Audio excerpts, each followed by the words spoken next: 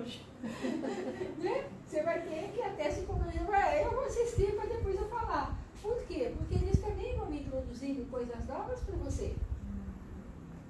Então, dentro daquela classe que eu tenho, muitas vezes eu vou ver qual é a necessidade deles. Eu não vou implantar aquilo que eu acho que eu tenho que implantar. Eu vou ter que trabalhar aquilo que eles estão trazendo como necessidade e que eu posso trabalhar e fazê-los compreender através da doutrina. Até contar como é que o Espiritismo começou. Porque ele sente, mas o meu amigo vai lá num lugar que tem batuque. Por que aqui não tem? Porque eles se conversam. E às vezes ele vê na internet. E aí você tem que fazer o quê? Colocar para ele como é que essa coisa funciona. Mas dentro de uma coisa normal. Não como se fosse uma coisa diferente das outras. Porque todas as religiões têm o seu fundamento. Todas elas têm o seu porquê. Então, a gente tem uma miscigenação dentro da questão da evangelização infantil. Então, o que é evangelizar? Né? O que eu estou fazendo como evangelista, evangelizador? O que é evangelizar? Então, é uma questão de, olha, não adianta falar com eles em questão de religião. Eles querem trabalhar religiosidade, que é outra coisa. Eles não querem que você diga, não, mas aqui é espírita. Aqui, não. O que é isso para mim? Eles não têm essa questão de seguir essa religião, seguir aquela. Por isso que é complicado para a gente até conseguir direcioná-los para uma religião específica. Porque eles querem conhecer de tudo. E aí é aquela questão de cutucar a gente nas nossas dificuldades. Porque aí eles vêm falando assim, tia, mas o que é homossexual? Como você vai responder isso? Para que tem homossexual? Para que tem mulher ficando com mulher, homem ficando com homem? Para que tem isso? Você vai dizer o quê? Nessa hora tem que ser evangélico. Família evangélica tem uma resposta simples e pronto. Ou católico, mas mistério de Deus. É mistério. Né? Então, como que você vai responder isso? Então, isso faz parte da realidade de todas aquelas crianças, porque elas vivenciam isso. Elas veem isso dentro do ônibus, elas veem isso dentro do metrô, elas veem essa realidade em todo lugar que elas vão. Se me permite falar da sua, mas você sempre pode responder uma pergunta também com uma pergunta. Para que serve o homossexual? O que você quer saber? Exatamente. Porque ela vai se reportar a curiosidade dela, e a gente pode te responder. Exatamente. Satisfazer a curiosidade dela. Você pode responder. Senão a gente vira. E aí, como que você encaixa isso dentro de uma linguagem doutrinária que ele entenda? Que ele possa absorver. Que ele fala, mas então isso daí é uma coisa que é consequência de um processo de evolução. Entendi. Então, por quê? Porque a informação que ele recebe da família não é a mesma. E você coloca ele em conflito com a própria família. Aí vai para ele, eu não sei, por reclamar, né? O que vocês estão ensinando para o meu filho? Aí é hora de você pegar essa pessoa e trabalhar com ela. Não é? Por quê? Porque muitas coisas que você vai falar dentro da evangelização vai conflitar com o que ele recebe de informação do próprio pai, da mãe, da avó, do tio. Mas o meu tio falou que menino que faz aula de dança é boiola. Por quê? Porque se o garoto gosta de dançar, não é bom, no conceito da família dele. Aí ele vem para dentro da sala de evangelização e faz essa colocação. Como nós tivemos um caso lá do garoto, ele queria fazer jazz, porque ele gostava muito de jazz, ele achava legal. O tio dele falou que isso é coisa de boiola. Ele não fez o jazz, apesar da gente explicar, da gente colocar para nosso, e mesmo assim, ele não fez o gesto. Eu tenho um irmão de criação que proibiu o filho de trabalhar cortando o cabelo. Porque macho não faz isso. Exatamente. Macho, isso não é profissão para homem. E ainda, né? existe essa crença. E quando você pega uma criança lá Essa limitação. com essa fala, o que você faz? Porque quem está falando para ela são pessoas de peso. É meu tio, é meu avô. Como que você vai trabalhar isso? Por quê? Você vai dizer que o avô está mentindo? Não. Mas você tem que trazer a consciência para aquela criança que isso não é o problema. O que é importante é que ele se sinta bem na profissão que ele tem que fazer, porque tudo é trabalho. E aí você entra com a lei do trabalho, e aí você entra com uma explicação para ele que existe uma lei natural para isso. Que não determina isso aqui é só para mulher, isso aqui é só para homem.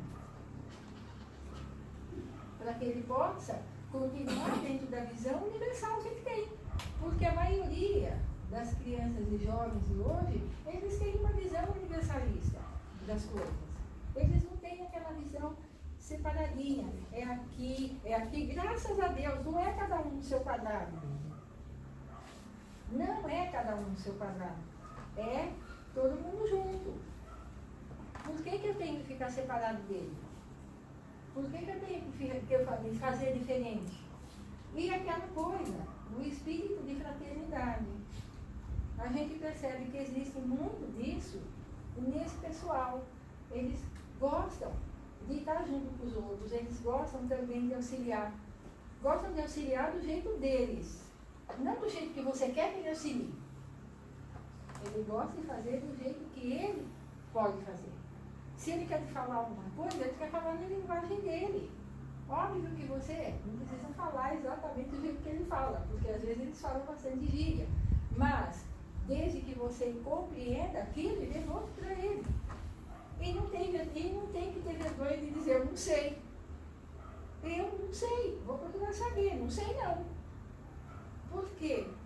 Aquela coisa da humildade, que a Janaína até falou, né? Porque o adulto se coloca naquela postura que eles são os imbecis e nós somos os gênios.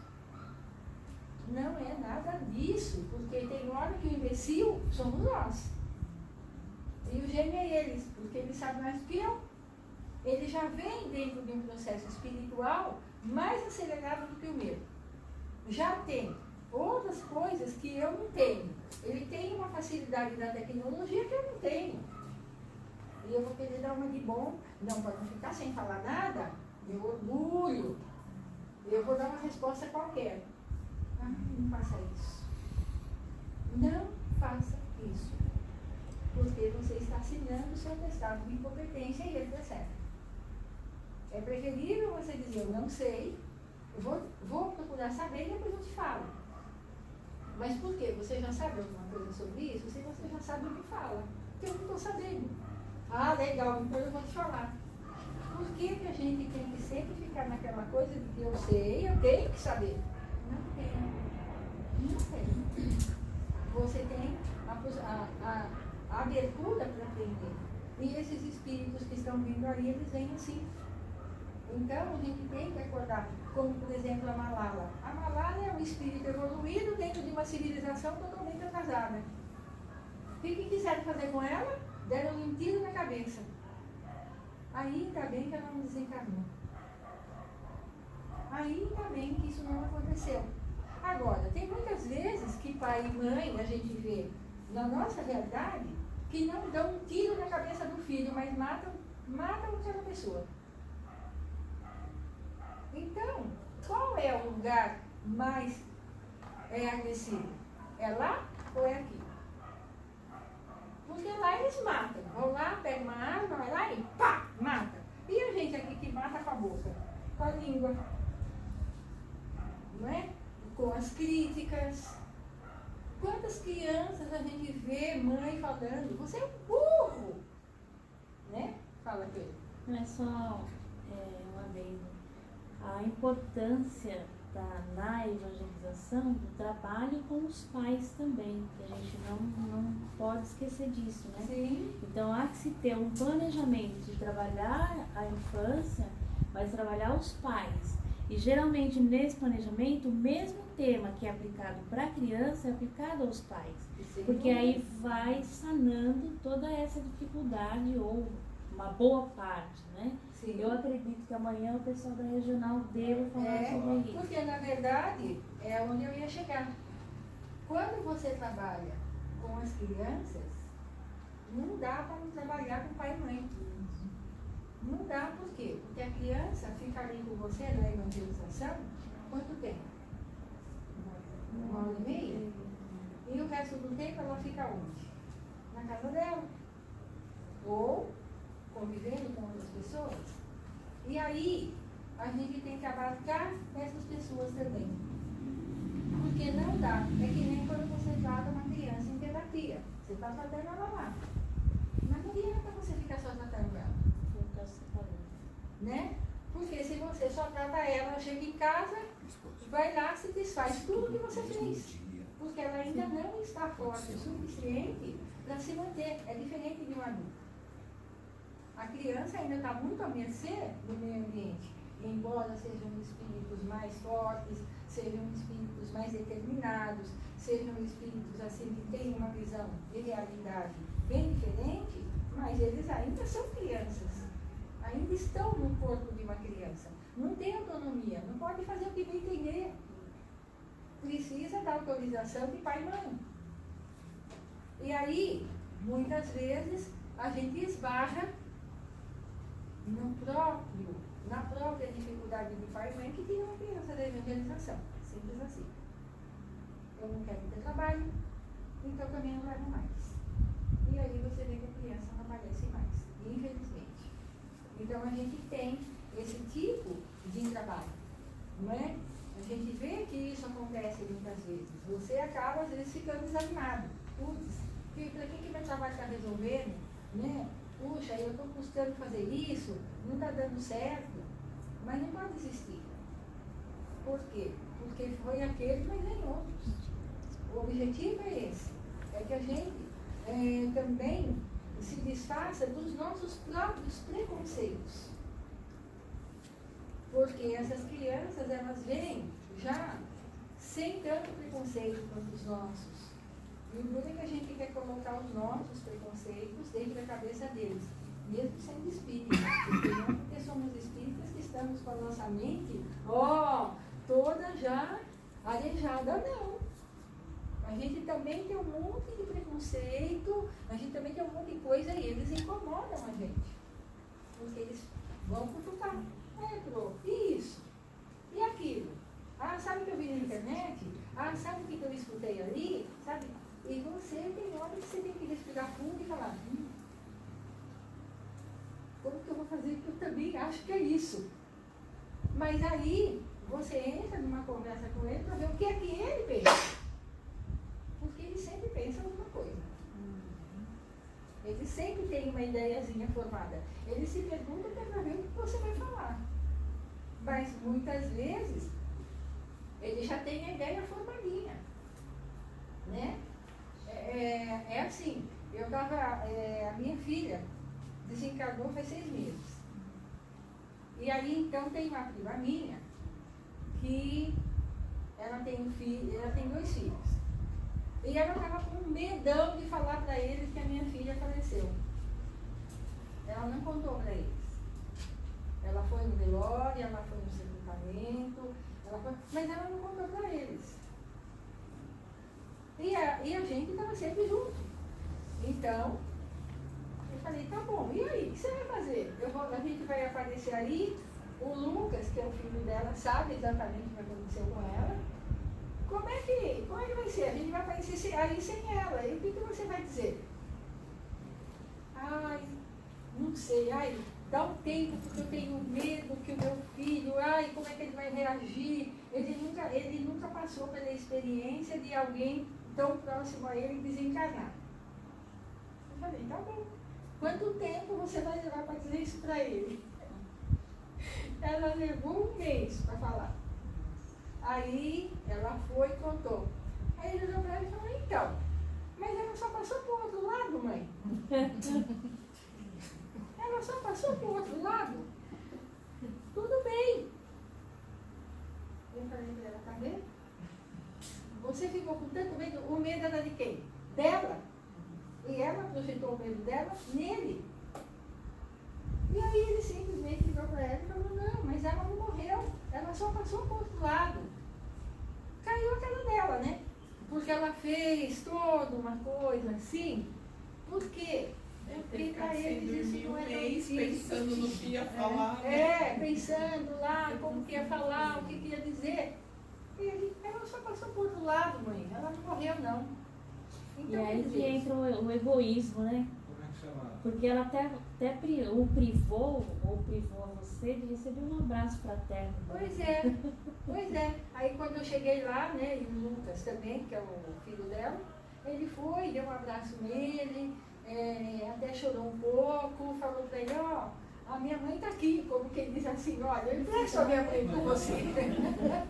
Então, foi, mas olha só, né, ela achando que ia ser uma coisa que ele não ia saber trabalhar.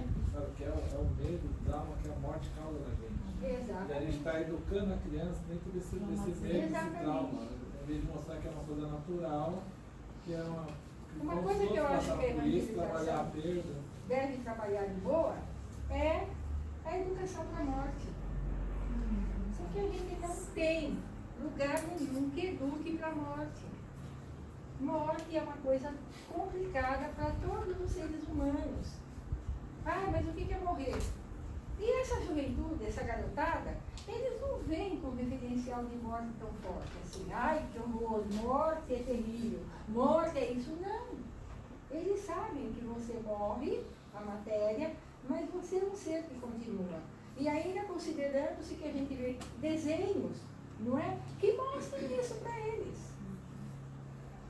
E não se fala disso, nem dentro do centro espírita. Mas aí tem um ponto positivo na sua história.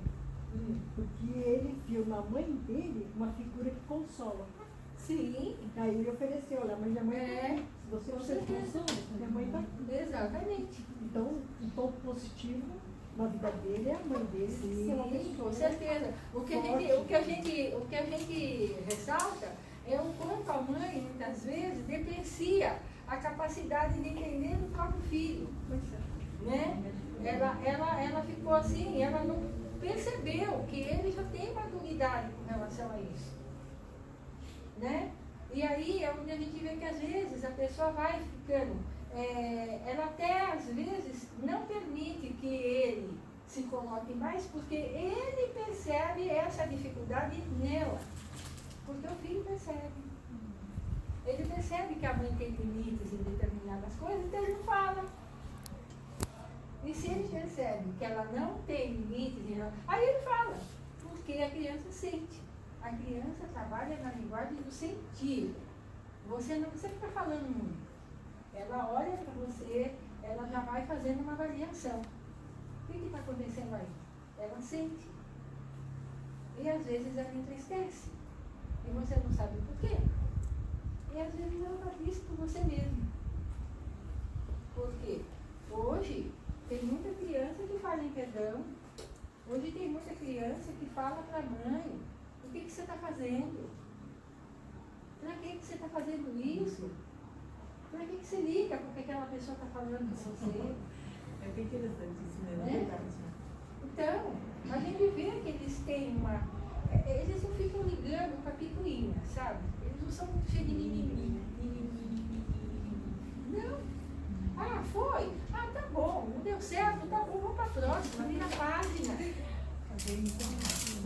Eu tô vendo meu filho falando comigo. É isso. Vira a página. Ai, tá parada nisso ainda? Vambora. E você tá lá, mas como que aquela pessoa fazer isso? Ih, mãe, você ainda tá parada nisso? Vamos, mãe. Meu Deus, você está falando me veio à mente. Essa semana eu li um artigo sobre autismo, né? Que está crescendo muito em todos os países no mundo. Sim. Né? E o autista, ele não tem milímetro, ele não tem mimimi. O autista tem amor. Então ele gosta de bola porque ele ama a bola. Ele gosta do verde porque ele ama o verde. Ele gosta daquela pessoa porque ele ama aquela pessoa. Ele não gosta daquela porque ele não ama aquela. Ele não gosta, né? Então, nesse texto dizia que são espíritos mais evoluídos que estavam vindo para desenvolver o amor sincero, né? Sem milindres, sem mimimi. E a nossa geração, né, ela é de muito milindre. Né? Nós que dizemos normais, né, temos muito mimimi, temos muito milindre. E o autista, segundo o autor, né, o escritor, ele vem para mostrar isso. Que você pode viver amando sem milindre, sem mimimis. É porque você vai numa outra frequência. Exatamente. Né? Você vai numa frequência onde quem está trabalhando com o autista tem que trabalhar tudo isso. Tem que trabalhar essa tolerância, tem que trabalhar essa paciência, tem que fazer essa linguagem funcionar. Então, olha, a gente tem que aprender a fazer isso de várias formas, porque os desafios são grandes. Então, esses seres eles vêm desafiando mesmo. Eu fiz pensar o seguinte, tem muita criança, mas da política que você está falando, estou refletindo aqui, que a gente considera hiperativa, sem foco, e hoje eu vejo algumas mães, eles estão tomando remédio, né, Ritalina, tomando calmante, e eu estou refletindo assim, o quanto a gente tem que estar preparado para essas crianças, que é o perfil deles hoje, e não é um remédio. Eu que tenho que estar diferente para vê-lo como um outro olhar, né? E tá muito, não sei se é um momento, se esses espíritos mais, que vem diferenciado mesmo para causar e o impacto e fazer ele se mover, e é considerado doença e eles estão sendo drogados. Tem muita criança sendo drogada. Sendo drogada sem precisar. Porque o adulto não tem paciência de lidar com isso. Não sabe lidar. Né? E aí, não sabe lidar, né? Não tem ferramentas para para isso. Não sabe lidar. Nós não sabemos lidar. Exatamente. Por isso que a gente fala, né? A preguiça das pessoas. Porque se eu recebo um elemento desse, eu preciso me reformular. Porque eu tenho que entender o que acontece agora. E isso a doutrina espírita explica. Ela coloca isso pra gente. Então, quando eu tenho essas crianças, e se eu tenho pais que têm uma mente aberta, eu consigo passar isso para eles. Eu consigo chamar esses pais e falar, olha, mas será que é isso mesmo que precisa do seu filho? Será que é assim mesmo? Explicar para eles a condição das crianças que estão vindo numa sociedade.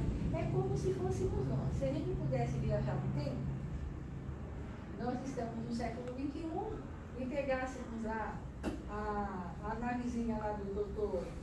Who, que é o viajante do tempo, a gente entrasse lá naquela capsulazinha deles e voltássemos lá no século XVIII. Como é que a gente ia se sentir? Será que não teríamos dados como imperativos também? Imperativos, ia dar remédio pra gente, porque a vida em estúdio, né? Disperso. Nós íamos ser retardados, nós íamos ser taxados da mesma coisa. É a mesma situação deles. Eles estão vindo de um aprimoramento espiritual maior, chegando aqui, num lugar que as pessoas ainda estão com uma cabecinha muito difícil de entender. Então a gente acaba vendo que são espíritos que acabam ficando aprisionados. E aí, o que acaba acontecendo? Eles introvertem aquela energia toda que tinha que ir para lá, volta contra ele mesmo, e aí o que ele faz? Uma hora se mata. O índice, o nível de suicídio dos adolescentes está aumentando barbaridades, e uma grande parte deles é por causa disso. Eles se sentem tão fora da água, eu sou um peixe fora d'água, não tem ninguém igual a mim, porque eles não conseguem encontrar os seus iguais. Porque eles estão espalhados, eles não estão todos juntos. Então ele começa a sofrer crítica, é dado como imperativo, aí todo mundo olha e diz, se vê espírito, então ouve vozes, pior ainda, porque uma grande parte deles ouve vozes o tempo todo, não sabe o que é, fica desesperado. Então, eles desembocam lá no centro espírita. Né? Porque tem mãe e pai que às vezes procura o centro espírita por causa disso. Eu não sei o que está acontecendo com meu filho. E o que está acontecendo com o filho? É a mediunidade dele. Então ele fala, que ele conversa, que ele ouve, está me falando que é isso. E o pior é que às vezes fala e acerta. Ai, olha, porque a minha tia tem que tomar cuidado com isso, porque pode acontecer tal coisa. E acontece. Aí fica todo mundo assim. Nossa, como? Acha que a criança está louca ou que está acontecendo alguma coisa grave com ela. E não é isso. É a mediunidade que está ali. Mas não sabe nem o que quer dizer. E a criança também não. Aí a criança chega no centro espírita, ela não vai ter muita paciência para ficar acompanhando qual é essa história, qual é isso. Ela quer saber o que ela faz com aquilo que está acontecendo com ela. E aí é onde a gente tem que entrar e dar suporte para essa criança, e dar suporte para pai e mãe, para tirar toda aquela, ou avó, ou tio, seja lá quem é o responsável pela criança. Deixa eu contar uma coisa, a gente está dando risada aqui, porque eu sou da casa, então eu já venho no Jaque há muito tempo. Vim na casa acompanhando a filha da Jussara e do Anselmo, que a gente trabalhou juntas e ela me apresentou a casa e desde então a gente vem. E eu tenho um mais velho de 11 anos. Se eu chorar, vocês não ligam, tá? Filho é filho, né? E esse negócio que você falou de a gente droga, ele começou a ter uns desmaios, ele apagava. E a gente não sabia. Eu tô dentro da casa espírita, mas a gente não consegue, às vezes, identificar. E imagino quem não está na casa espírita. E a gente demorou um pouco para entender o que estava acontecendo. Foi um mês, assim, de... Ele não ia para a escola, porque ele chegava na escola e ele desmaiava, e ele tinha uns apagão. Do nada ele desmaiava. E aí, aos poucos, a gente foi indo e ele faz acompanhamento com uma psicóloga que ajuda bastante. E aí a gente precisa fazer alguma coisa. Começou a vir aqui no GEAC e conversar e tudo. E a gente começou a entender tudo o que estava acontecendo. Ele estava com a mediunidade dele afloradíssima, chegando a dar passividade para espíritos. Ele tem 11 anos. Como é que a gente vai lidar com isso? Com o meu filho dentro de casa. Eu levei ele no psiquiatra, ele ficou uma semana internado no hospital. Viraram ele de cabeça para baixo para descobrir o que ele fazia, ele desmaiar. Mas é por causa disso aí, o que ele foi falando depois aos poucos pra gente. É porque pelo pensamento ele não conseguia se comunicar, então ele se desligava. Ia lá, conversava com o espírito e depois ele voltava. Você entende como é difícil tudo isso? E hoje a gente lida de uma forma bem diferente com ele hoje. Dando mais atenção. Eu cheguei a ir no psiquiatra, o psiquiatra era espírita. Depois a gente descobriu, o psiquiatra deu umas medicações. Eu, por minha conta, parei, porque eu vi que aquilo não estava ajudando meu filho. E ele não precisava de remédio. Mas e o pai e a mãe que não vê? Então isso é muito preocupante e é muito difícil ainda mesmo, de verdade. Até hoje, às vezes, eu ainda fico, está escutando alguma coisa? Não, mãe, já te falei. Mas é exatamente isso. De coisas que eu tinha deixado de fazer. A gente estava longe do centro. Então, muitas coisas foram acontecendo depois. Então, realmente é bem assim. É bem essa cara, né? Vem acontecendo assim. Eu atendo algumas mães lá onde eu frequento e assim, eu vi muitas, nossa, ele toma remédio. E não era assim, criança de 7, de 12, de 14, ele toma remédio. Eu falei, gente, e de graças a Deus que eles estavam no centro, falei, que bom que vocês estão aqui. E eu não sou especialista, nada, não entendo nada. Mas aí você viu o desespero dos pais. Um desespero, eu sou mãe também, eu falo, o que eu falo para essa mãe agora, né, que tem um filho de 14 anos, quem sou eu, meu filho tem menor, e eu, enfim, eu falava, que bom que você está aqui, o que a gente puder contribuir, lógico, né, para a parte espiritual. E nesse desespero mesmo dos pais, e na escola também, a orientação é o remédio. É o caminho mais fácil, né? É aquela coisa, eles não conhecem. Porque não eles não nós não sabem. estamos preparados, na verdade, para recebê-los, né? Nós não estamos preparados. Eu estudei um pouquinho, muito pouco mesmo, a respeito das crianças índigo, que foi a geração de 30 anos atrás, 35 anos, por aí. E essa nova geração de crianças cristais, são chamadas crianças cristais, né? E eles estão realmente anos-luz à nossa frente, né?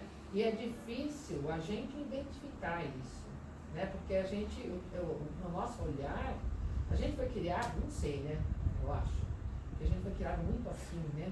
Tudo certinho, tudo no seu leco, tudo, né? Assim, exato.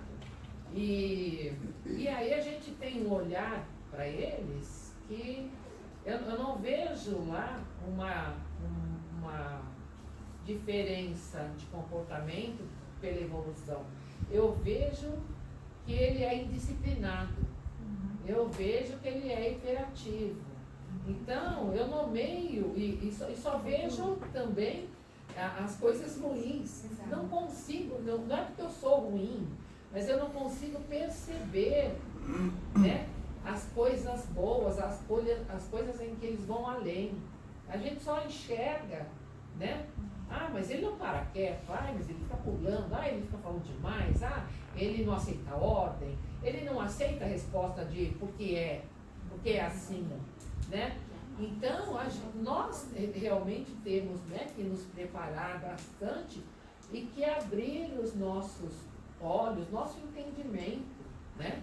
As pessoas, né, nós geralmente ficamos assim. Tem uma situação que ela pode ser muito boa, mas eu só fico analisando tudo que pode dar errado. Eu não vou olhar tudo que pode dar certo. Não. Eu fico analisando tudo que pode dar errado e não olho o que vai dar certo. É exatamente a grande diferença dessas gerações para a nossa. Porque a gente foi criado em cima do medo. Medo. Eles não têm medo. É verdade. Eles não têm medo. Agora, se a gente começa a colocar medo neles, eles vão para o outro polo. Aí eles viram um terror. Um terror. Por quê? Porque inverti o polo. Eu estou no polo bom. Eu vou para o negativo, eu vou virar um terror lá. Por isso que muitas vezes a gente ouve mães dizerem assim, mas ele não era assim. Por que será que ele ficou? Por que será que ele tomou essa conduta? Ele não fez isso sozinho. O que aconteceu? Desculpa. Né?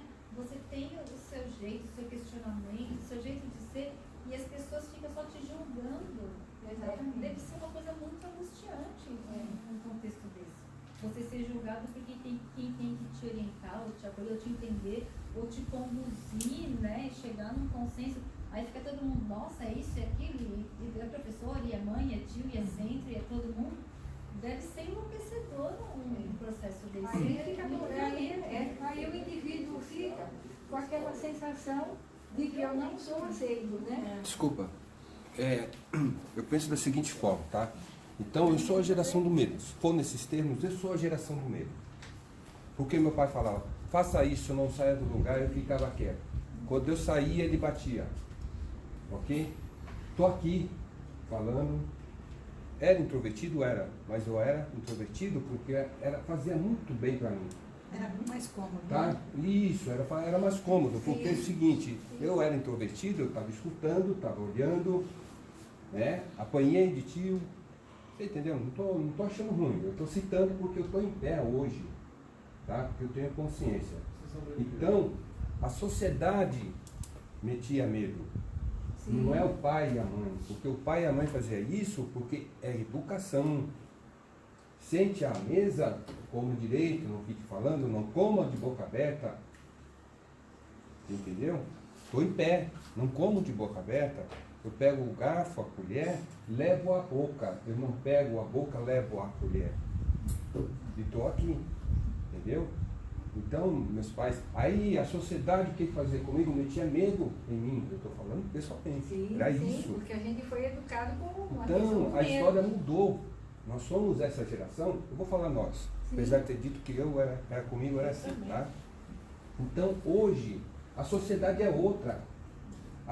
Nós sabemos que isso fez um bem danado para nós, mas tem alguém que está destruindo a família. Não adianta dizer para mim que não, que é verdade. Sim, tem, claro. Ok? Claro, Isso eu falo com voz alta e em bom tom.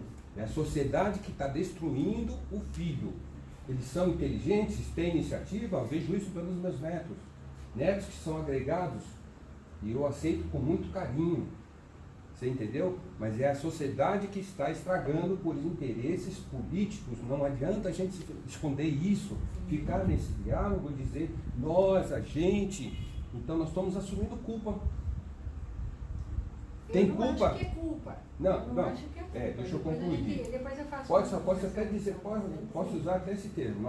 Posso até continuar usando o termo. Sim. Então, porque muitos aceitam como culpa. Ah, mas eu criei a família para a sociedade. Opa, que isso? Eu criei meu filho para deixar ele largando para a sociedade? Porque quando minha mãe, todos os dias me acompanhava na escola, sofria bullying, que nem existia bullying, mas eu ficava com vergonha, mas dava risada. Apanhei na escola também, porque eu briguei por isso. E estou em pé.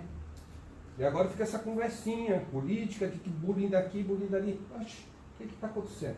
Estou estragando com os meus netos, com os meus filhos? Ou posso dizer filhos? Sim. Tá?